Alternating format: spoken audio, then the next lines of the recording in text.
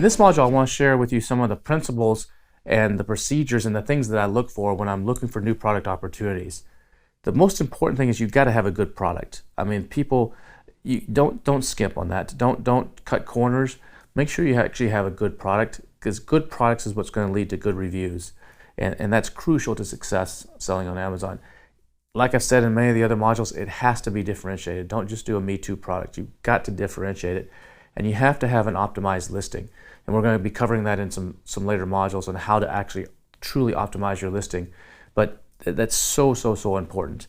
The other thing is when you're using like the X-ray tool from Helium 10, which is an awesome tool for evaluating market potential and getting a snapshot of the data, don't pay too much attention to the score that's listed there. I don't pay too much attention to those scores, especially the star score. The Helium 10, if you're comparing Helium 10's X-ray to other tools that are in the marketplace, you'll see that Helium 10 is a little bit more skimpy on their star score. You might see another tool that gives something a 5-star rating out of 5, and Helium 10 only gives it a 2.5. It's because Helium 10 is using some different criteria. So if you're going to take a look at the star, I usually, things that come up as 1 star, sometimes there's still great opportunity there. If you could see an angle or you could see a gap in the market, because the tool can't see that. So don't just automatically dismiss something that's a 1 star. It's very rare to see a 5-star on Helium 10 X-ray tool. Very rare.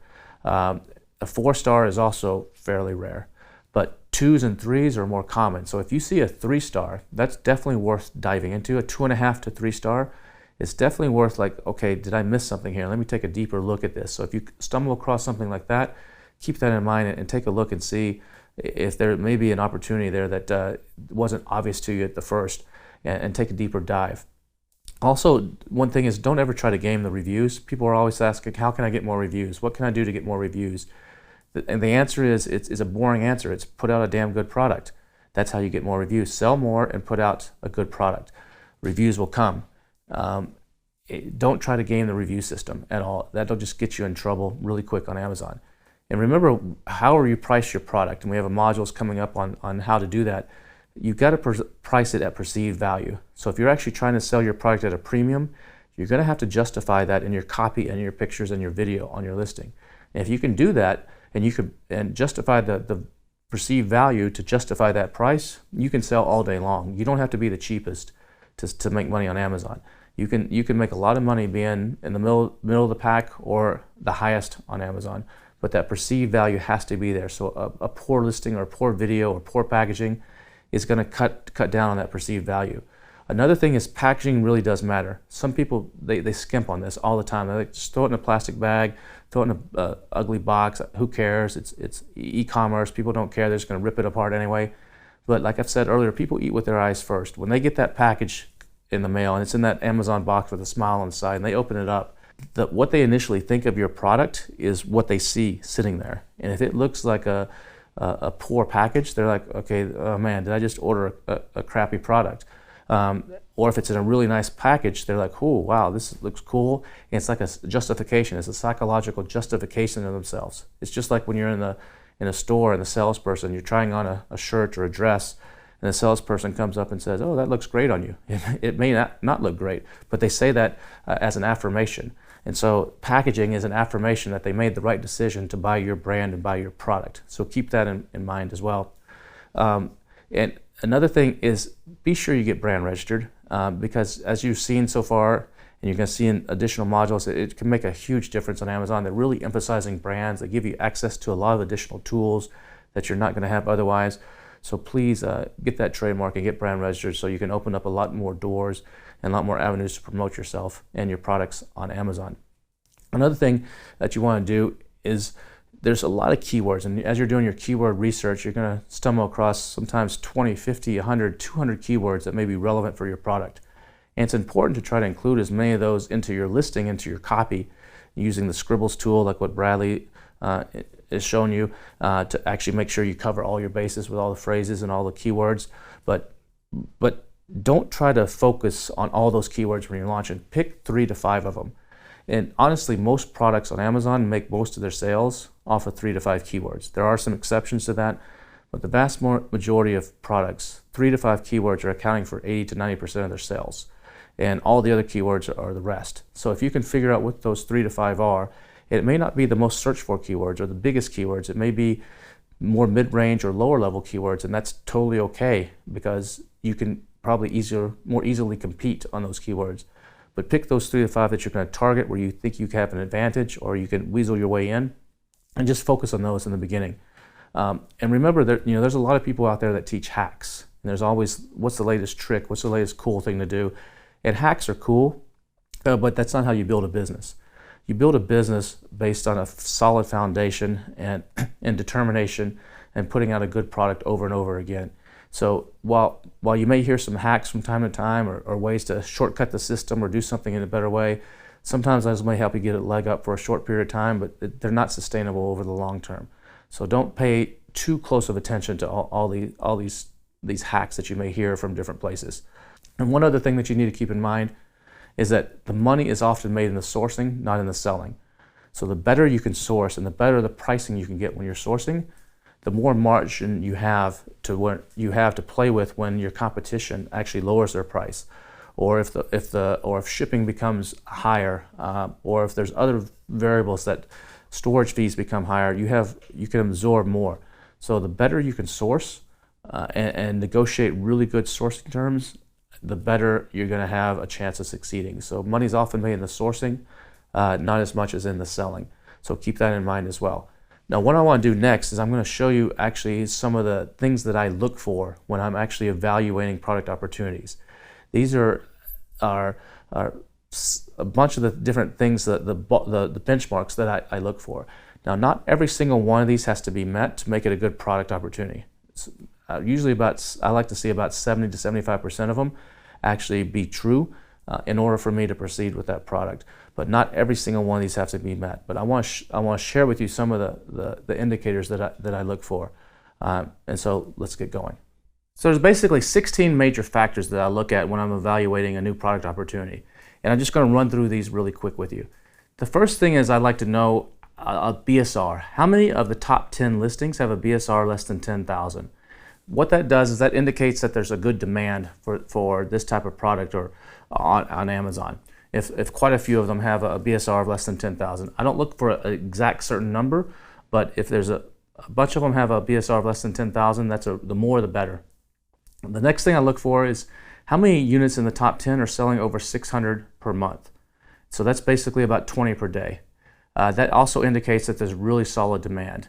It's not so hard to sell products on Amazon that sell 10, 15, 20 units a day. Selling 50 or 100 or more a day is a little bit more challenging, especially once you get into higher priced items. It's easier on lower priced items, but I'd like to know that there's enough demand there and how many of these guys are selling more than 600 units a day. I also like to make sure that in the top page of results, it's not dominated by brands. It's not more than 50% big brands. So if I'm selling a home and kitchen item, I don't want to see Cuisinart in there or a Williams & Sonoma or something like that. If they're dominating the space, for example, hand sanitizer is one. If you type in the word hand sanitizer, it's dominated by Germ-X and Purell. It's going to be very, very difficult for me to come in there with my no-name Kevin brand and actually take a piece away from those guys who are just dominating the listings already. There's a lot of categories on Amazon where the big brands that you and I know they're not good at Amazon, and so they don't really show up much in the top results. A few of them in there is okay, but if it's dominated by that, I tend to say that's a big red flag. The next thing I like to do is I like to sort. I use the X-ray tool, and I like to sort by unit sales, not by dollars. A lot of people just leave it at that default of the rank of how they're appearing on the page, but that rank is how they're appearing for that particular keyword at that moment. But a lot of those are making sales on other keywords and other places, and you don't know exactly which ones are contributing to it. So when I see X-ray results, I actually sort by unit sales. And then sometimes things that are at the bottom of a certain keyword will rise to the top, and you might have missed them otherwise. And so I'll sort by unit sales, and then I want to know how many of those in the top 10 have less than 500 reviews.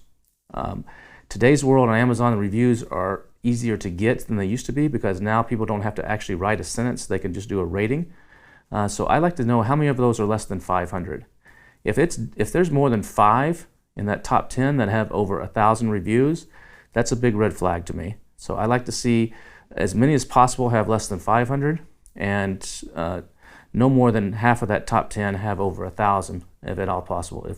If the top 3 or 4 are up in the tens of thousands, that can also be a big red flag. Another thing I like to use the X-ray tool for is the review rate. When you're looking at the X-ray tool, it will show you the rate of reviews on there. There's a little column that actually shows you how fast people are getting reviews. And if that rate is more than, if 2 or more of the top 10 have a review rate that's higher than 10%, so if they had, it'll show you the number on there, how many reviews. You have to do some calculations. It doesn't show you the review rate. It shows you the number of reviews they've gotten in the last 30 days. So you look at their total reviews. If it's 3,000 and they've gotten 400 in the last 30 days, that's 400 divided by 3,000 is greater than 10%. So that means they're most likely, that's not natural. That means they're most likely doing something to incentivize reviews. They're doing some sort of insert card like we showed you in one of the earlier modules that's incentivizing reviews. And to me, that's unfair competition. And so that's, if 2 or more of those are doing that, that means I'm up against some people that may not be playing by the rules, and I have to fight them off. And the inverse is true too. If you see 2 or more that have a negative 10% review rate, where you'll see a big red and a negative sign there, that means that they also probably were manipulating or doing something they should have, because Amazon took a bunch of reviews away. Maybe they did some sort of chatbot flow where they incentivize reviews, or they did something where Amazon has decided that a lot of those reviews were not valid and they took them away. That's also a sign that there's some competitors in that space that I may not want to compete against, because they're not going to play fair. The next thing I look at is I want to know the listing score. And so Helium 10 has a listing optimizing tool that'll actually show you the score. So I'll actually take a look at the top 10 and see what their score is. How good are they at Amazon? This score takes into factor how many pictures they have, how their bullets are written, how their title is written, whether they're doing certain things. And the more bad listings, the better. So if quite a few of them have a listing score of less than 9, that's actually a good sign. That means that I can come in and create a really good listing with good images, good photo, good copy. I can probably beat them because I'll be much more trusted than what they are. So that's something that I look at as well. Another thing that I look at is, does one seller, is he dominating the sales? Is there one guy that's just like crushing? He's got over 50% of all the sales on X-Ray. That's an indicator that there may be a patent issue. So you may come across that and may have a really good star rating from the X-Ray tool, but then when we look at it a little bit deeper, like, wait a second, there's one guy here. How can there just be one guy? That could be, it's either a patent issue or there's some sort of regulatory issue where you have to have some sort of special approval to actually sell in that category, and everybody else has been knocked off and that guy's the last one standing because he has the right documents. That's a warning sign as well. Another thing I like to look at is the review rating in X-Ray. I like to look at the top 10 based on unit sales. Again, this is based on unit sales when I filter by unit sales. How many of the top 10 actually have a rating of 4 or less? A star rating, a review rating of 4 or less. And if at least 20% have a review rating of 4 or less, that's actually a good opportunity to come in and actually improve the product and have a chance to beat them. If they're all like 5 stars across the board, I'm really going to have to differentiate in some way to actually take some market share from them. Another thing I take a look at is I take the top 10 sellers by unit volume and I plug that into the Cerebro tool. Bradley will probably show you in one of the modules when he shows you how to use Cerebro, where you can take 10 different ASINs and you can paste them into the Cerebro tool in Helium 10, and it will spit back a big graph, a combination of all the different keywords that those guys are ranking for, and how many are on different spots and how many are on different pages and where the commonalities are. So I like to take a look at that and make sure there's plenty of opportunity there, that there's not just 1 or 2 keywords that everybody is focused on, that there's a good range of keywords. I like to say there's a lot of windows to sneak into the house, and I like to go in the back door sometimes, not in the front door. So I take a look at that, and that's an important factor as well.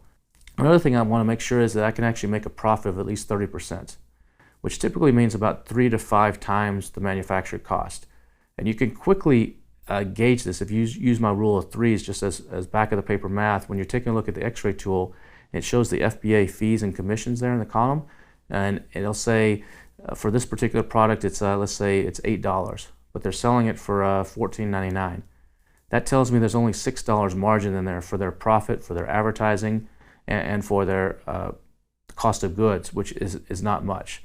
But if it was $8 in fulfillment fees and they're selling it for $29.95, that's almost a 4x. And so that tells me there's probably enough margin there where I might actually be able to eke out a profit, have some room in case I get some competitors come in trying to undercut me in price, or if costs go up, or supplies go up, or shipping goes up.